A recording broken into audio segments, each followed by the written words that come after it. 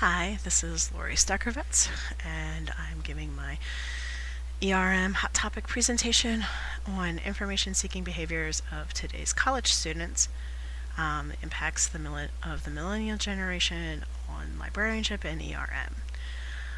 First off, I just want to apologize. I have a really bad cold, so I'm hoping it doesn't impact the quality of my presentation too much. I'll work really hard to make sure it doesn't, but thank you for your understanding of this. So let's just jump right in, and first I wanted to start with discussing who the millennials are. So, excuse me a second. Alright. So these are individuals that were born between approximately 1982 and 2000. They are essentially the last generation born in the 20th century, and the first to come into age in the 21st century post-industrial information society, where information and access to information plays a significant role. They are also known as Generation Y and the Net Generation. There are other names associated with them, but these are the most popular, with millennial being the one that they themselves use to describe themselves. They are a very large generation. They are the largest since the baby boomers, at approximately 77 million. They are the most diverse American generation to date, with non-whites comprising of 39% of the population. They are also slated to be the most educated American generation to date, especially among females.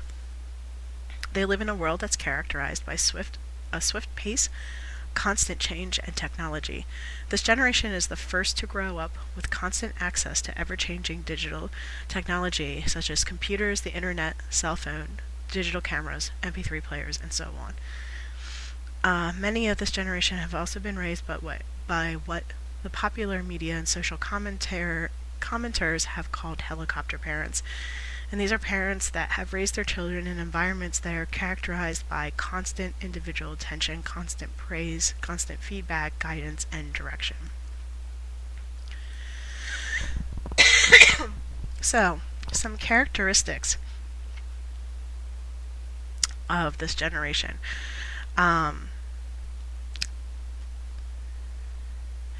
These are characteristics that have been described by social scientists as they study this population. They are trends and patterns. They are generalizations, of course. They don't describe any one individual member of this population. And these are some characteristics that a lot of which may have had some, in my interpretation, have had some impact on either their approach to technology, their approach to information, and their approach to problem solving. So millennials tend to be multitaskers. They work at work, at school, in play. They are often engaged with multiple projects on multiple platforms, on multiple devices at the same time. They are viewed as very tech and media savvy by others as well as themselves, and they are primarily more visual and kinesthetic learners, which plays into their interactive working and learning style. And they have a tendency to approach problem solving by employing a trial and error process. Social scientists have linked this to the tendency towards more gaming amongst this population, and the fastest way to figure out how to beat a particular game is by trial and error, and this approach have often been then seen in dealing with other problem solving issues.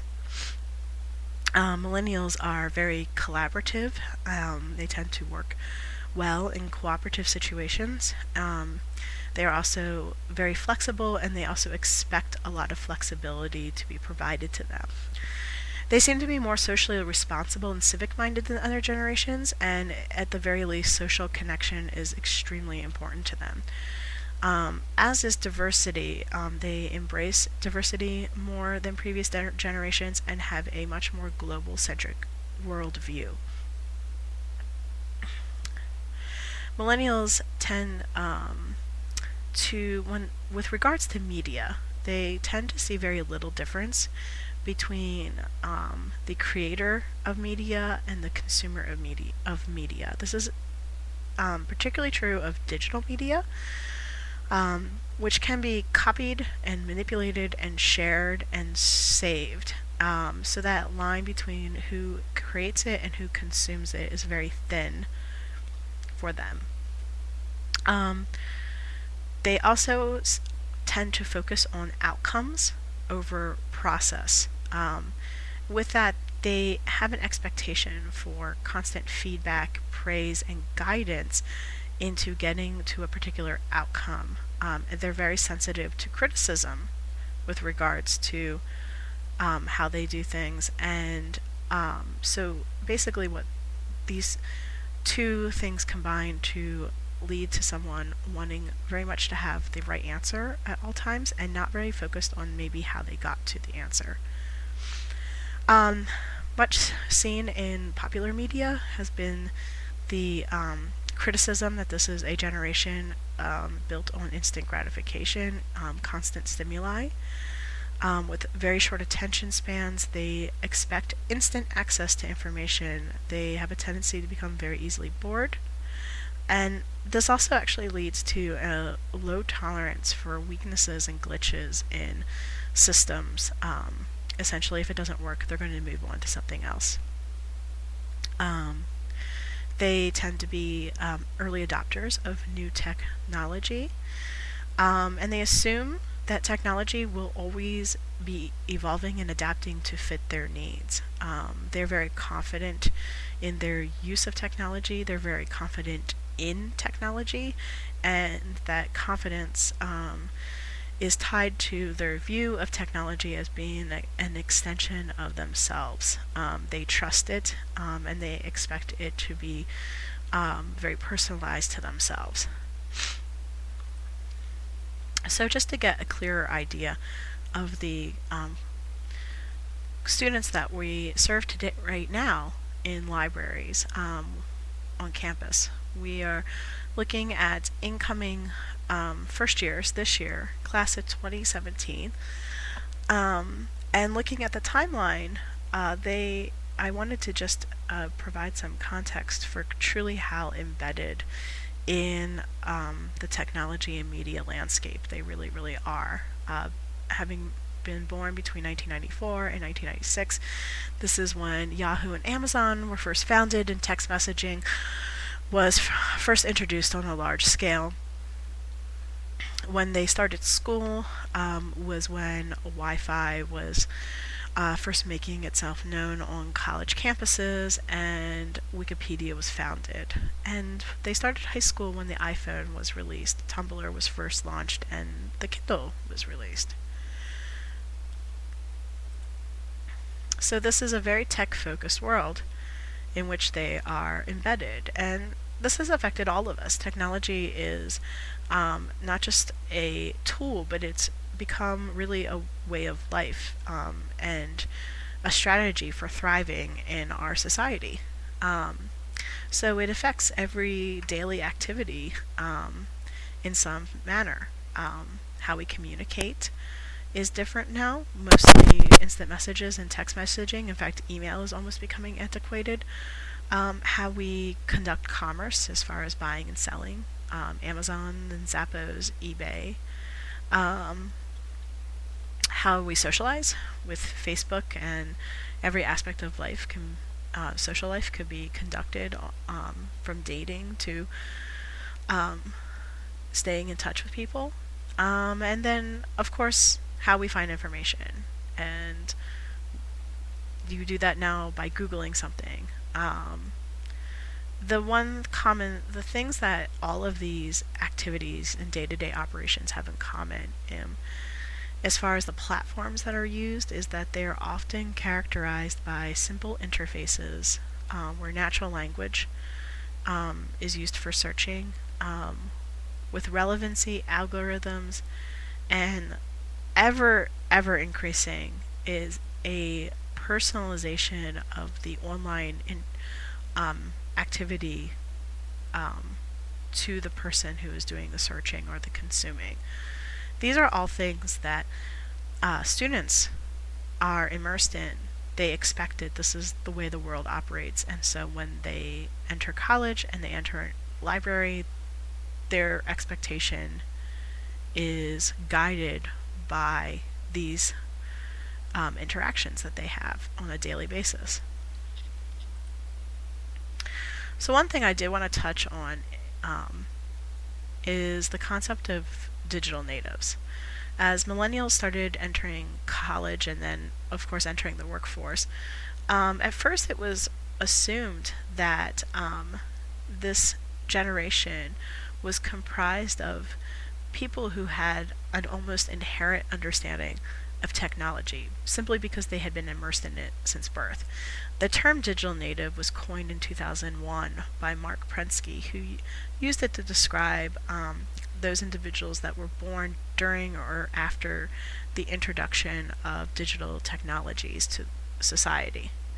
And that because they had been essentially raised in these environments, they would automatically have a greater understanding of how to effectively use it. This is in contrast to digital immigrants, which are those individuals who were not raised with these digital technologies and therefore have had to learn how to use them as adults and therefore did not have an innate understanding of them. So the emphasis here is on understanding technology, not necessarily use of technology, and that digital natives can leverage this understanding to effectively and efficiently meet any of their needs by using a given technology. However, this argument is largely anecdotal and it fails to uphold in the face of rigorous research. The research has found that millennials do indeed have a very high usage rate for technology. So in terms of just usage, if that was all that digital native implied, it would be correct. But simple use does not translate into intuitive understanding. Most technologies are generally used for fairly mundane, average activities in terms of just web surfing, email, and entertainment. Only a minority of millennials indicate that they regularly use more advanced technologies or more advanced processes with technology, such as using advanced graphics programs, photo editing, or computer programming. Furthermore, research has shown that millennials' understanding of the internet, how the internet works, how a search engine works, or how a database works, is not very well conceptualized. There is a huge disconnect in how they use these systems and how they actually think they work. Researchers have found that the digital native label continues to persist in a large part due to the confidence and positive view that millennials have towards technology. This confidence and therefore a comfort with technology is largely misinterpreted as an understanding of technology by social commenters, theorists, educators, employers, and millennials themselves. They believe that because they are confident and therefore comfortable, they must understand. One thing I do want to point out about this confidence is that it does allow millennials to employ their preferred trial and error problem solving tactic quite vigorously. If they are comfortable with technology, they're not afraid that they will break it, therefore they're not afraid to try things until they get positive results. And this seems to reinforce then the idea that there is an innate understanding, but trial and error does not in any way mean mastery of a technology and its use.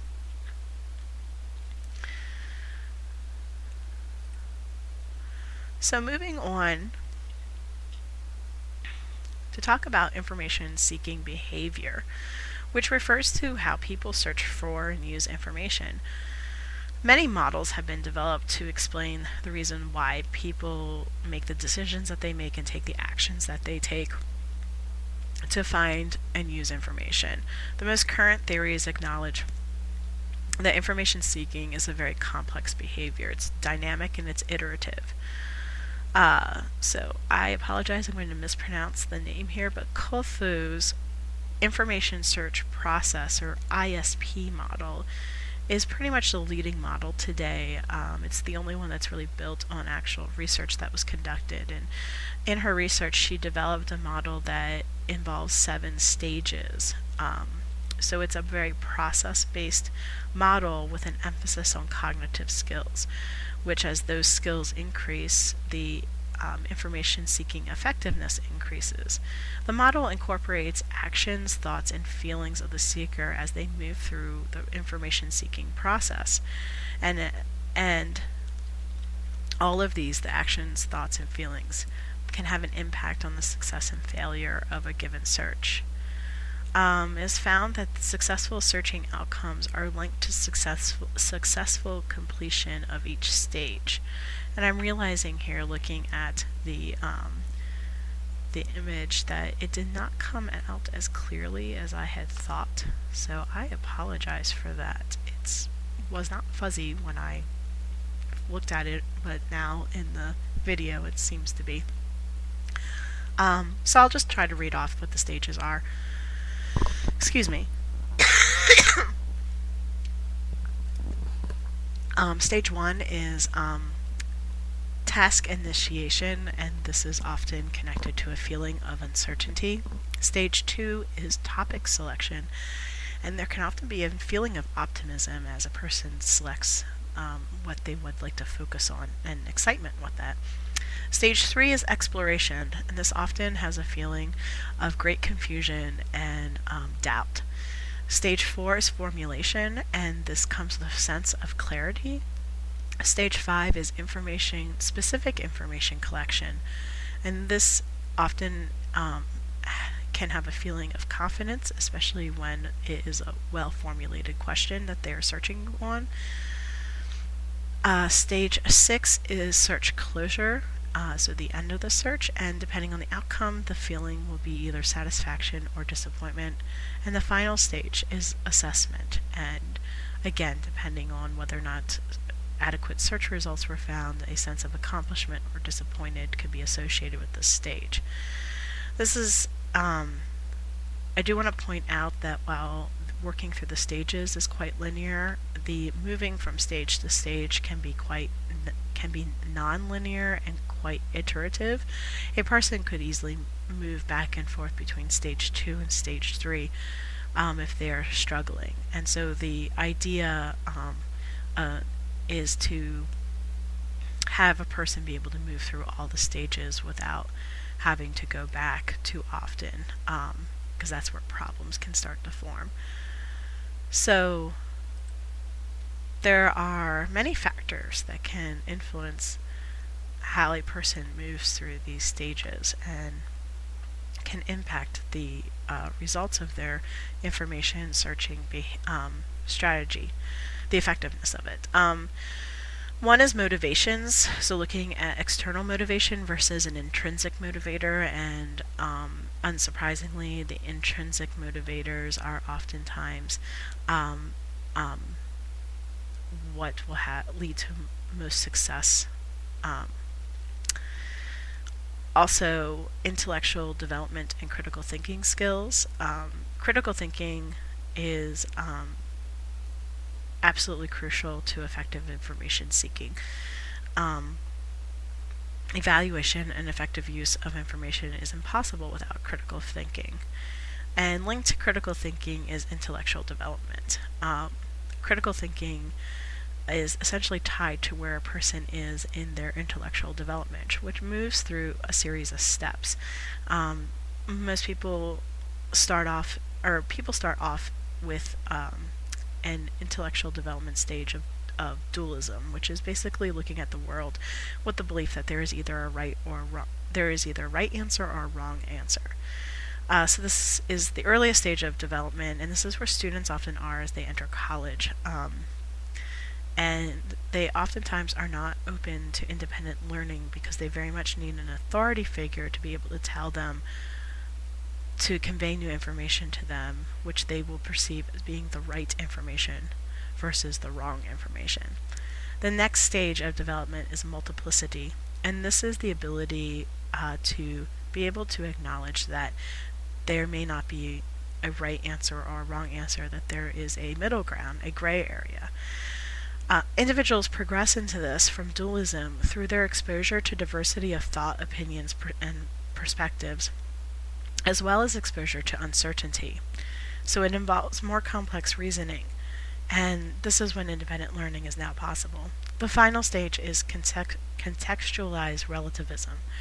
And this is basically the ability to be able to see the world as a complex place that is defined more by context rather than actual black and white thought facts. Another aspect that's linked to the ability to have critical thinking skills is one's perception of their beliefs versus learning.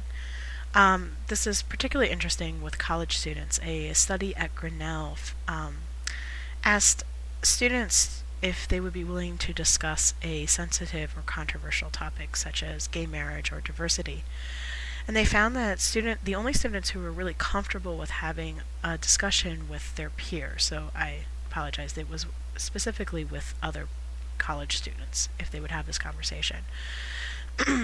And the only students that were comfortable in engaging in such a discussion were those who already had strong opinions. And their primary motivation was not to learn about other people's opinions or to gather more information, but to essentially share what their opinion is and to perhaps convince others that their opinion is the correct opinion. The students who did not have a strong opinion were not comfortable with participating in a discussion with their peers on any given controversial topic. They were also not interested in using the opportunity as an information-seeking activity where they could gain new information. From their viewpoint, the main purpose of discussion was to convince others of the validity of their viewpoint, if they had one, and not to collect new information. Another aspect that can have impact on one's ability to seek information effectively is a learning style. And as mentioned before, many millennials are visual and kinesthetic learners. And in terms of how in the past we have sought to teach individuals, sometimes visual learning and kinesthetic learners were not well suited with how instruction is performed. So these are things that we need to think about when we think about information literacy and library instruction. Finally, the last thing that can impact, or not the last thing, but another thing that can impact searching success is mental models. A mental model is essentially a mental image that a person has in their mind to help them understand a complex system. So an information system is a complex system.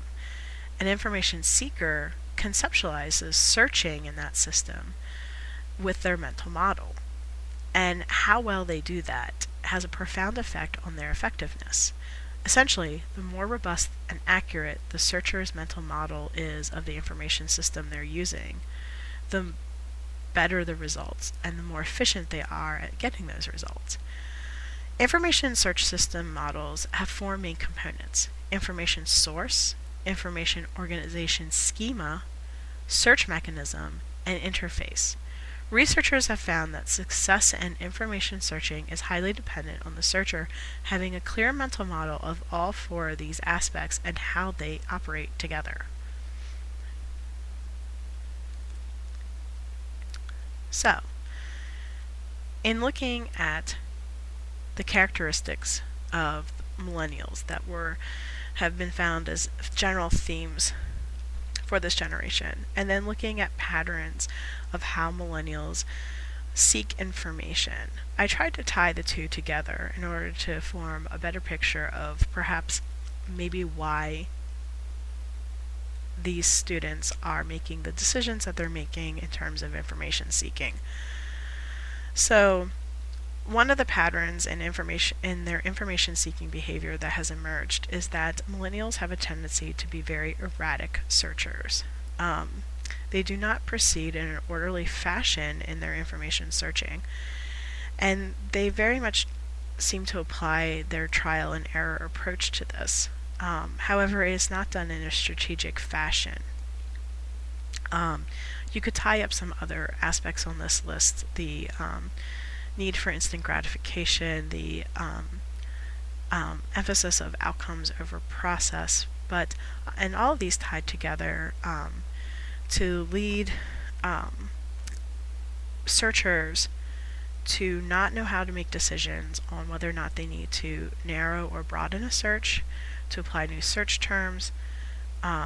Again, there's no systematic strategy. They try a few things, and essentially, if a search does not work, they are more likely to completely abandon the search, and may in fact completely abandon a given topic that they selected simply based on the fact that their initial searching did not lead them to the results that they were interested in. Convenience is another issue that impacts millennial information seeking behavior. The ease of use of a given system and the time it takes to find something. Essentially, they would prefer the immediate benefit of finding some results over long-term investment in getting better results. And clearly this could be linked to a need for instant gratification.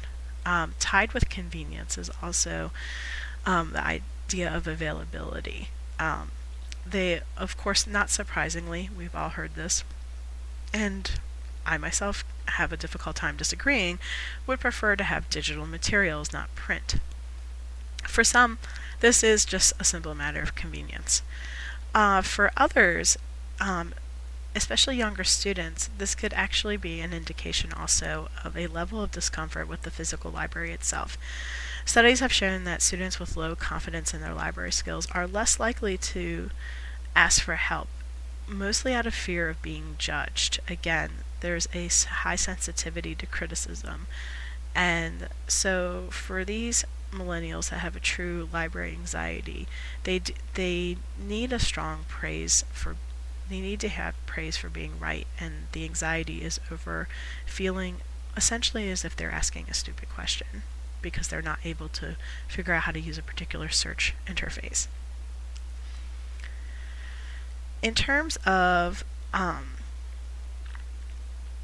personal experience, there's a strong bias in favor of knowledge that has been collected through personal experiences by talking to others, and there is a strong bias of this over unbiased information sources such as research studies and statistics. There essentially is a lack of understanding why the unbiased information is even important, and wouldn't the personal experience be more important? And I think that this is somewhat linked to, I could be wrong about this, but I feel like there is somewhat of a link between this perception and the fact for these students, their virtual world and their realities and their interconnectedness with each other and the great amount of sharing that occurs. Those are all experiences that seem more vital and real to them.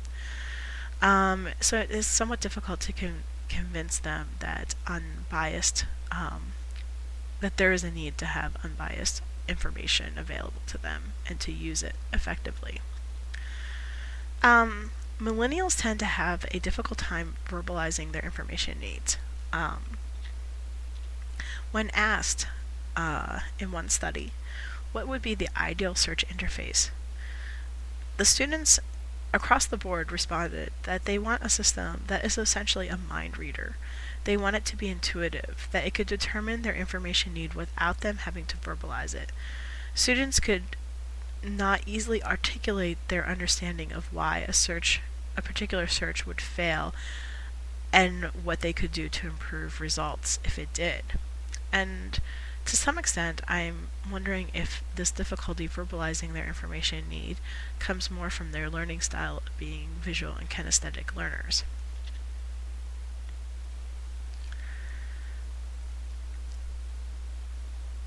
There's also, unsurprisingly, an inflated sense of their searching ability.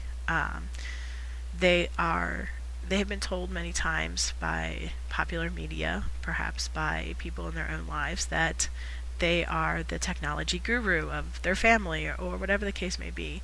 And they are able to leverage what skills they have to maybe find some information easily.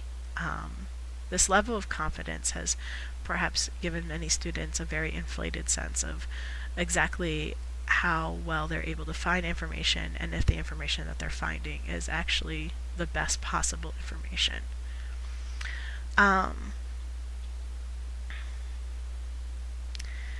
They also, again, have a need for high praise and be right, which has resulted in a sensitivity to having their opinions challenged. The Grinnell study I had mentioned before found that having their own knowledge or opinions challenged or even questioned was highly undesirable, and they felt that they should search for common ground and consensus. The search for common ground and consensus should always take precedence over any sort of disagreement or debate. While this may not fully impact information searching, I think that it can have an impact of them being able to take preconceived notions for what they're looking for and be able to push aside those preconceived notions to be able to find the information that's the best possible information.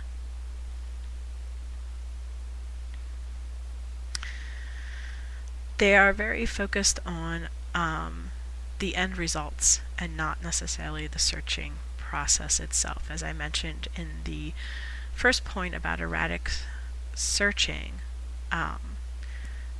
there is this tendency to have no search strategy. So they're very interested in the end results, and if the end results are not forthcoming to their satisfaction, they will move on to a new way of doing things rather than focusing on improving the process.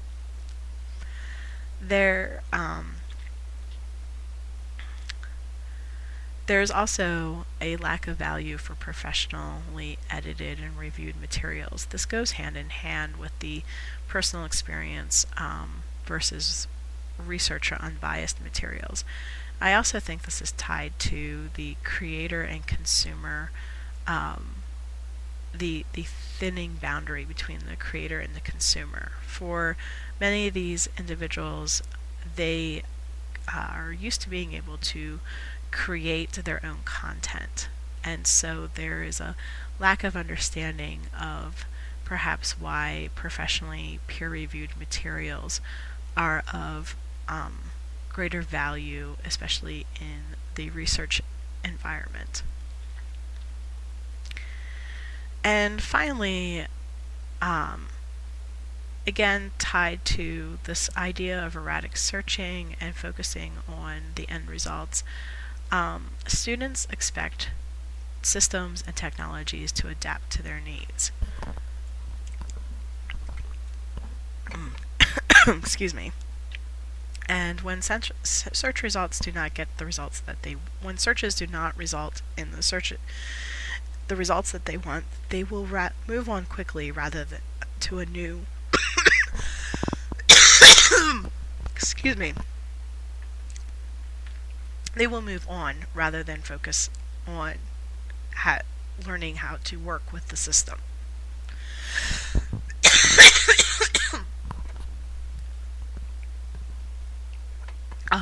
Again, my apologies. So, implications for librarians.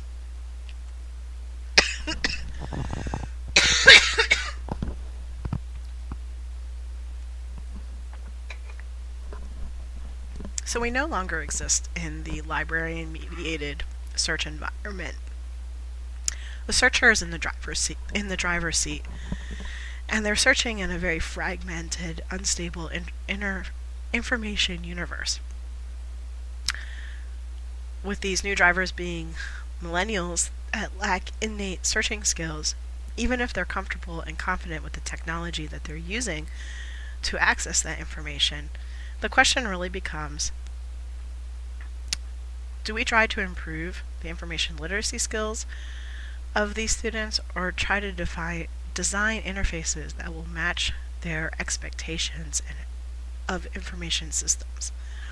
And I think everyone would agree that ultimately the answer is both.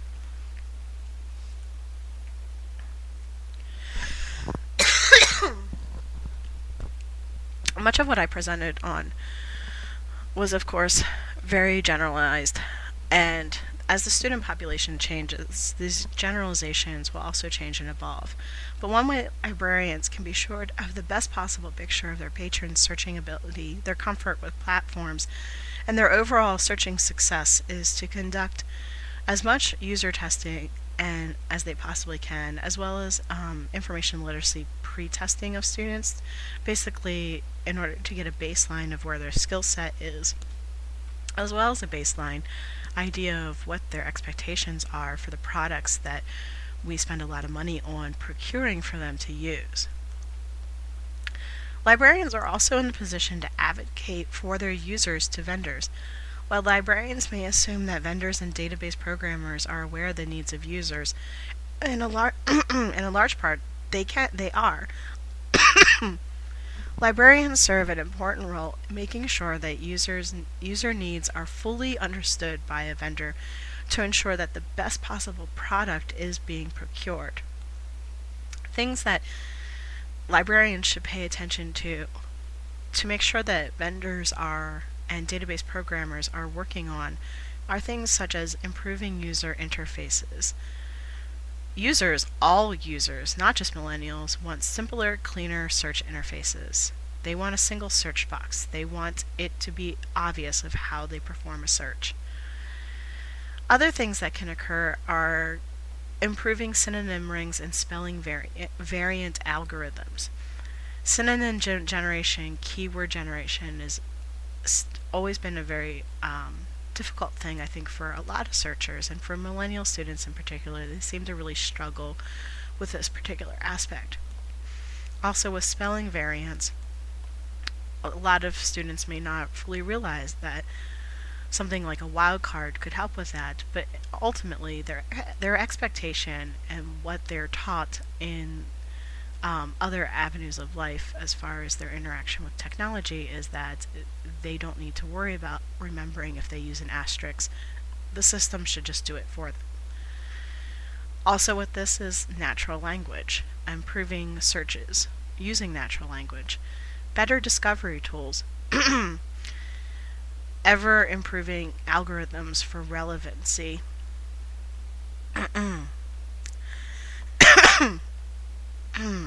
Excuse me. My apologies. And then also improving a goodness of fit match. Resources that have a partial match to a given search can be returned when algorithms are designed to be able to look for more of a general description rather than actual individual terms. And then stricter observance of metadata standards to better enable searching across platforms. Demand for more seamless searches in a single interface is always increasing, so that searchers are able to basically do cross-platform searches and not have to worry about having to move from one system to another. Kotho identified key zones of influence within the information search process model, where librarians and instructors can have the most impact in assisting searchers from moving from one stage to the next in order to successfully complete the search process. These are things that we should consider in terms of information literacy, identifying those places in the search model, and identifying places in our instruction where we can have the most amount of effect in helping a student be able to move from one stage to the next successfully with a positive feeling towards that and to help reinforce success later. Millennials expect learning to be relevant to their needs. Relating library instruction to an actual need, such as a real world problem, can help replace external motivation with intrinsic motivation, which will help improve learning. Highlighting good searching strategies such as Boolean operators as a time saver can also be an effective motivation for students who are more motivated by convenience and instant gratification than perhaps whether or not they're finding the absolute best resources.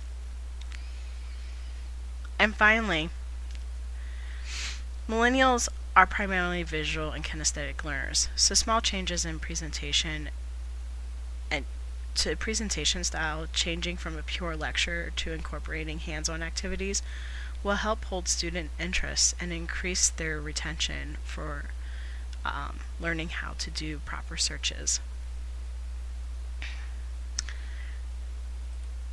So that's the end of my presentation. The last 3 slides here, and I'm just clicking on them, are all of my references.